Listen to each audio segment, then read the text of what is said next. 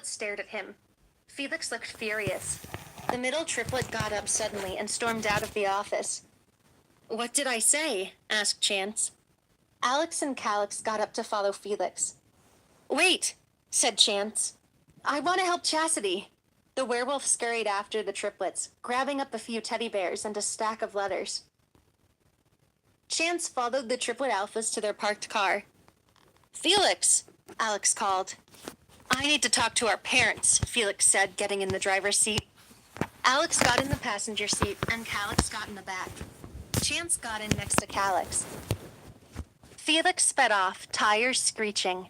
They were at the pack house in no time. Felix stormed in. The Luna and former Alpha were with Beta Keaton and a tearful Roxy and an annoyed-looking Moxie. "Felix, how could you think of me as a suspect?" cried Roxy, tugging on his sleeve. "Roxy, I don't have time for this. Get over it. Are you in jail? No? Good," said Felix. "Felix," said his mother. "Mother," hissed Felix, "do you know this man?" Felix pointed to Chance, who was unsuccessfully hiding behind Alex. The Luna gasped, and the former Alpha got angry, knitting his eyebrows together. "What is he doing here?" bellowed Romeo, the former Alpha. "Yes, he's a stalker," said Luna Ronnie. "Is he or is he not Chastity's maternal grandfather?" growled Felix. Ronnie opened and closed her mouth like a fish. Romeo glared at his son. "Is he?" bellowed Felix in his alpha voice, making the whole room shake.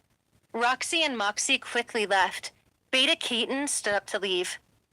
"Beta Keaton, stay please," said Luna Ronnie. "Go," whispered Felix fiercely in his alpha voice. The Beta was compelled to leave, looking back apologetically at his friends. Calix and Alex were quietly flanking Felix. "Let's sit down," said Ronnie. "Let's compose ourselves." "I want to stand," said Felix, his tone deadly though his voice was soft. "I'm gonna ask one more time, Mom, Dad, who is this man, and what is his relation to Chastity?" asked Felix, pointing at Chance, who was shrinking against the wall. Ronnie took a deep breath. She sat down in her armchair, hands on her lip, ankles crossed. "He is the father of Chalice, and Chalice is Chastity's mother," answered Felix, laughing humorlessly. He was telling the truth. "He was not a suitable guardian," said Ronnie, her eyes black. "You were not a suitable guardian," yelled Felix. "You're out of control," bellowed the former Alpha, flashing his black eyes. No, I'm not. "What is wrong with the two of you?" asked Felix, trembling slightly. "Okay, let's say you didn't want him to have custody. Did you stop him from bringing Chastity gifts and cards and letters? Did you?" demanded Felix, looking at them in disbelief. "We just wanted nothing to do with him," said Ronnie. Oh my God, Felix said, falling into an armchair and putting his hands over his face. "Mom," cried Calix, "I don't understand. Why would you do that? Chastity was little. Why didn't you let her have the comfort of a relative? You never liked her very much," Calix admitted, his eyes watering. "I didn't realize you hated her." No, said Ronnie, gulping. "I do not hate Chastity. She's not my cup of tea, but—" "What are you people saying?" interrupted Chance, speaking for the first time. Everyone looked at him. "What do you mean? Are you saying that Chastity wasn't happy here?" asked the older werewolf, wiping his forehead with a handkerchief. "She was a maid, essentially cooking and cleaning to work off debts, gambling and drug debts that my parents said they paid off," Alex said sadly, looking at the floor. "We did pay them off," roared Romeo, $250,000 worth. "I could have paid that," hissed Chance, angry for the first time, his eyes black and his face hardening like he was about to shift. Romeo stiffened. "Your casino is... I know it ain't fancy, but it makes money. I have my zombies. They do nothing but gamble. I could have paid that," said Chance, panting. "Then why didn't Chalice go to you?" shrieked Ronnie. Because she hated me, roared Chance, dissolving into tears. He flopped onto the couch and sobbed. Calix patted his shoulder. Um, uh, don't cry, Grandpa. We'll get Chastity back, I promise. She's everything to me. She's my whole life. Then we'll make sure she's happy every single day, and we'll dust off those gifts and letters, and she'll be so excited to read them, said Calix, smiling with tears in his eyes. Ronnie smiled at her favorite son, the youngest and sweetest of the triplets. He had a knack for de-escalating things. Chance stopped sobbing. The old werewolf took a few breaths. He seemed shocked but pleasantly surprised at being called Grandpa by the youngest alpha. I can see Chastity whenever I want? Asked Chance. Yes, Grandpa, said Calix sweetly. And she can stay with me for a bit? Asked Chance. Felix straightened up, resurfacing from his hands. You can stay here for a bit to spend some time together if Chastity likes that idea. But my wife doesn't do sleepovers, said Felix in a serious tone. Chance looked annoyed, but nodded. So what was it about Chance that made him an unsuitable guardian for Chastity? Said Alex, his voice controlled, but he was seething. His mother had kept Chastity as a maid, not a daughter, and all the while, someone wanted her. Wanted to celebrate her birthday and buy her Christmas presents, and treat her like a little girl, not the hired help. Alex knew he and his brothers had been little jerks to Chastity growing up, but they were children following the terrible example set by their parents.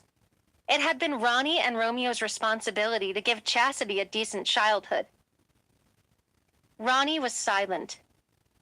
She thinks I killed my own daughter and her mate, Ronnie's stepbrother, muttered Chance.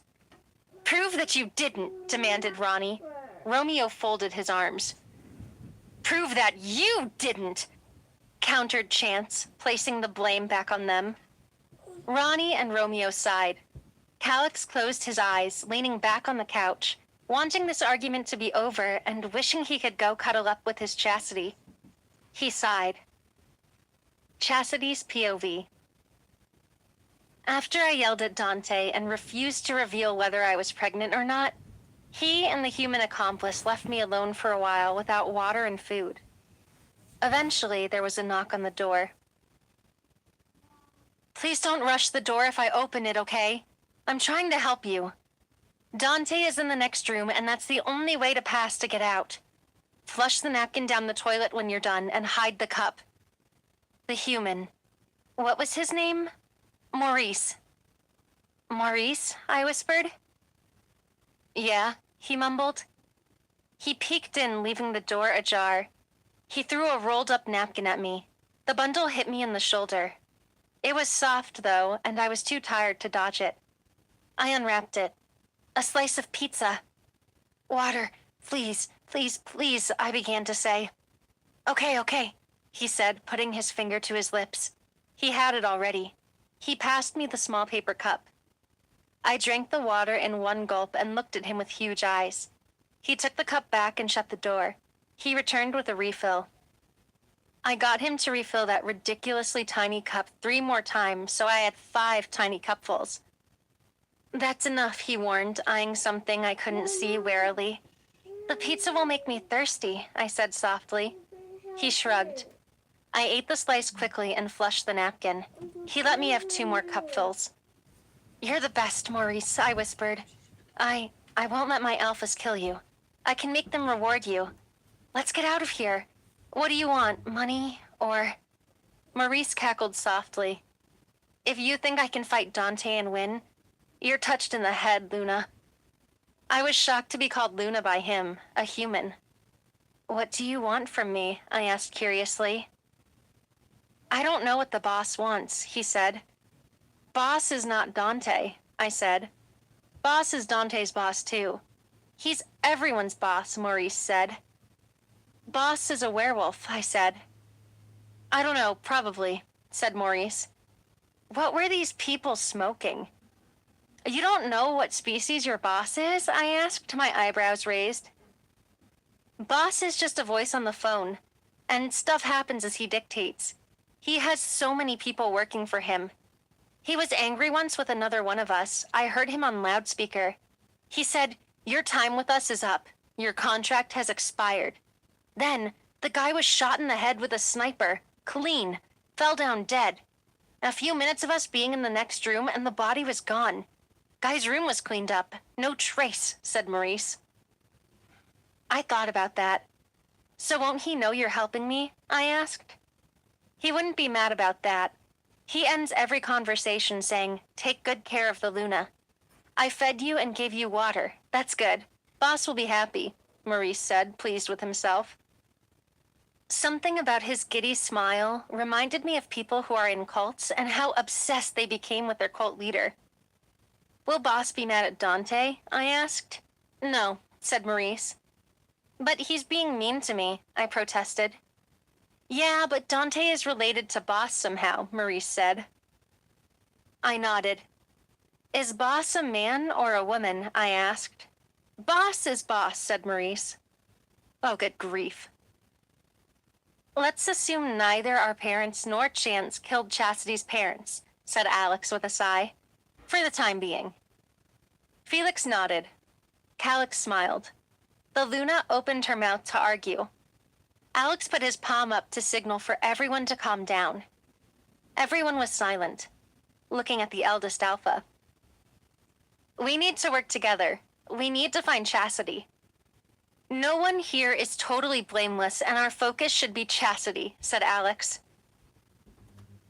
There was a knock at the front door. A hulking pack warrior opened it to reveal the PI, Danny. He approached the 3 Alphas who hired him, his briefcase in hand. The Alphas, their parents, and an older man he had never seen stared at him. Danny addressed the room.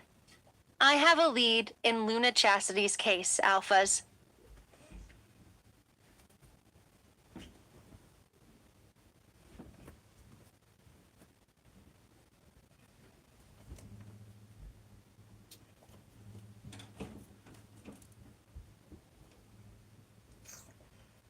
Chapter 38. Deirdre and her doppelganger. Have you ever went to bed one place and then woke up somewhere completely different? I have. I woke up in a bedroom with clean white walls and a cold marble floor. The bed was made of black wood and piled with white Egyptian cotton bedding. I could feel it. It was so soft. These were the same sheets my Alphas had. The sheets made me even more homesick. The walls were lined with photographs, all of beautiful women. Ethically different with varying skin and hair and eye colors, but they all had symmetrical faces, high cheekbones, and perfectly arched brows. They were familiar. I was looking at framed photographs of supermodels, all of them close-up beauty shots. The one above the head of the bed was the most familiar. What was her name again? It wasn't as though I didn't like fashion, but I had never been able to afford those sorts of things before I became the triplets' mate, so I never paid that much attention to it. I wore whatever I had or whatever I was given. How had I been moved from the simpler room in the castle-like building to here? Was this room even in the same place? Had they drugged me so they could transport me more easily? I thought of the water and the pizza from Maurice. Had Maurice just pretended to sneak me the food? Perhaps it was all a farce just to get me to ingest the drug somehow. Maybe even Dante's anger had been a part of the trick. I felt like crying, but I had to be strong. I just hoped they hadn't moved me off the Packlands. I sighed. The doors opened. This sleek black wooden door didn't creak. It just smoothly opened on well-oiled hinges. Dante walked in and threw a plastic bag at me. It hit the bed with a soft thud. Where am I? How did I get here? Did you drug me? I demanded. What if the drug was a substance that would hurt the baby? Dante stared at me, drinking me in. It was strange. I realized why he reminded me so much of Felix. It was the way he looked at me. Like he was agitated that I was there because me being around meant he could focus on nothing else. This was the old Felix, though. The one who said I frustrated him but painted me secretly. The new Felix looked at me with intense but softer eyes, openly loving. I understood that sort of a look a lot better now. Something was brewing underneath. This did not make sense, though. Felix and I had a long history of intense emotions. I didn't know Dante from Adam, and he didn't know me from Eve. Unless... "Did you know Chalice?" I asked. Dante just stared at me. "You look at me like you recognize me," I said. He actually flinched. "Don't ask questions." "Okay, Dante," I said softly. He responded to me saying his name with a sharp intake of breath. Something was up. I wanted my alphas and no one else, but if I needed to be a flirt a little bit to get away, I would. I wanted my Alex, my Calix, and my Felix. My wolf wanted them too. I wanted to tell them I was pregnant and be babied because of it. I sighed. Dante sighed too. "Put these on," he said, gesturing to the plastic bag. I looked inside.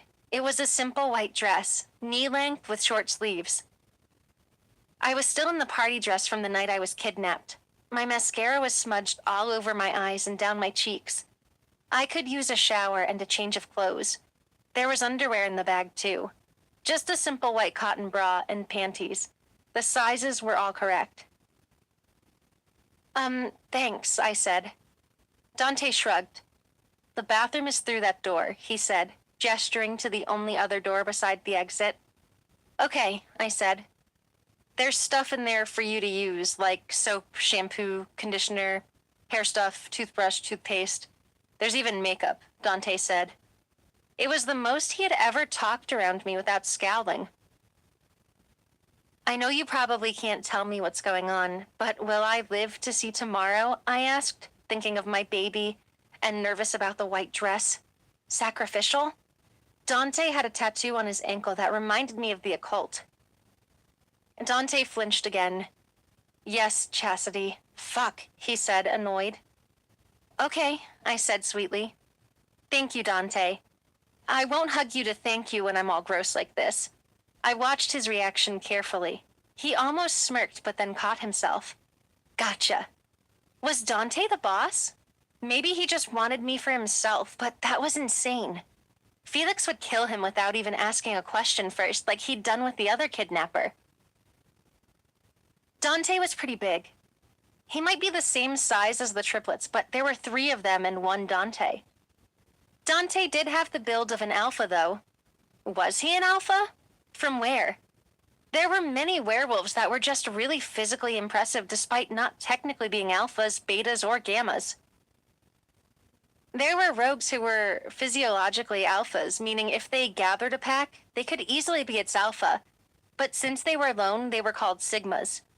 Maybe Dante was a really wealthy bored sigma who decided to steal a Luna. That still didn't make sense. I went to the bathroom and pleasantly found that I could lock the door. There were no other doors or windows in the bathroom. The walls and floors were covered in immaculately clean large white tiles. There was a huge semi-spherical bathtub and a shower. I didn't feel comfortable enough to soak in a tub, though. I could use the relaxation. I took a quick shower, washing and conditioning my hair. I detangled it. There were a lot of beauty and hair products. I used some of what I recognized and put on the white clothes. I didn't want to put on any makeup. I went back into the bedroom and sat on the bed. Dante came back and nodded in approval. I managed to smile. He took my old clothes away, to my annoyance. I felt cut off from my old life now in these unfamiliar clothes. "Are you the boss?" I asked Dante. He raised his eyebrows. "No," he said. "Do you know the boss well?" I asked. "Yes," he said. "Do you—" I began, but he cut me off. "You'll meet her eventually," he said. "Her?" I exclaimed. Dante looked impassive. He left the room. A woman had organized my kidnapping? Why? Jealousy? Was she in love with the triplets? Was it Luna Ronnie? If it was her, She might spare me if she knew I was pregnant with her grandchild. I kept silent about the pregnancy as I had not met Boss yet. Truth be told, I hated when employees referred to their superior as boss. It was vague. I'd rather reference their title. Whoever boss was, I had no idea what she wanted, and I was more confused than ever. Danny addressed the room. I have a lead in Luna Chastity's case, Alphas. Flashback. Danny was growing tired of interviewing suspects who were merely catty, jealous girls who were eyeing the triplets. That really didn't fit the profile when it came to who would be organized enough to capture the Luna. The next three suspects insisted on being interviewed all together. Sandra, Tanya, and Avery, the triplets' most recent ex-girlfriends. The girls were allegedly dumped for Chastity. They strutted into the room on 5-inch heels. They were all in different color mini dresses. The redhead with piercing green eyes was Sandra, and she wore red. She seemed to be the ringleader and was the eldest Alpha's ex. Tonya had olive skin and straight black hair with deep brown eyes. She wore blue and was Felix's ex. Avery was a pixie-like blonde with large blue eyes. She was dressed in yellow and was Calix's ex. The girls all sat facing Danny. They had defiant looks on their expertly made-up faces. They did not utter a greeting. They just waited for Danny to say something. "Hey, girls. I'm the PI, and my name is Danny. It's nice to meet you," he said, grinning. The girls nodded feebly and smiled faintly. "So, were you the triplets' exes?" Danny asked. "Yes," said Sandra, the leader. "I am Alex's ex. Tanya used to date Felix, and Avery was with Calix." "What were the triplets like as boyfriends?" inquired Danny. "They were romantic, attentive," said Tanya. "How long were you dating the triplets?" Danny asked. "Maybe 5 weeks," Avery said, eyeing the tape recorder. "Did you girls know Chastity while you were dating the triplets?" asked Danny. "Yes, vaguely," said Sandra. "She was just some girl, a servant that cooked and cleaned at the pack house," said Tanya. "The triplets complained about her from time to time. Also, we had thought her name was Charity with an R, not Chastity with an S, because the triplets called her Charity," said Avery. The other two girls nodded. "On the triplets' 21st birthday, did you know it was also Chastity's 18th birthday?" he asked. They all shook their